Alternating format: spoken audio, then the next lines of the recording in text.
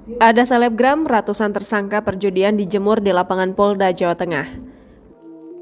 Para tersangka itu ditangkap dalam kurun waktu 24 jam. Kapolda Jawa Tengah Irjen Pol Ahmad Lutfi dilansir dari Kompas.com Senin 22 Agustus 2022 mengatakan Polda Jawa Tengah mengungkap 112 kasus perjudian dengan 256 tersangka. Dia menyebut dari 256 tersangka terdapat 24 orang sebagai bandar. Sampai saat ini, sekitar 72 juta rupiah yang telah diamankan dari kasus perjudian tersebut. Jumlah ini hasil penindakan di 35 wilayah di Jawa Tengah.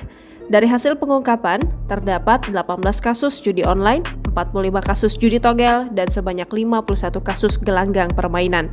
Untuk judi online juga ditemukan jaringan internasional, ada di Purbalingga dan Pemalang. Mereka ikut jaringan internasional di negara Kamboja. Ada berbagai modus operandi yang dilakukan. Kapolda menyebut salah satunya di Pemalang yakni menggunakan jasa endorse selebgram.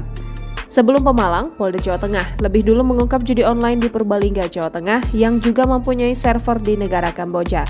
Dari kasus tersebut, polisi mengamankan 6 tersangka. Salah satu tersangka judi online di Purbalingga mengaku pernah menempuh pendidikan di Kamboja. Tersangka belajar server. Pulang ke Indonesia, dia bikin slot untuk dihubungkan ke server Kamboja. Modus operandinya, para tersangka menjual slot dengan sasaran rumah mewah. Diperkirakan akan muncul modus yang serupa di wilayah Polda Jawa Tengah.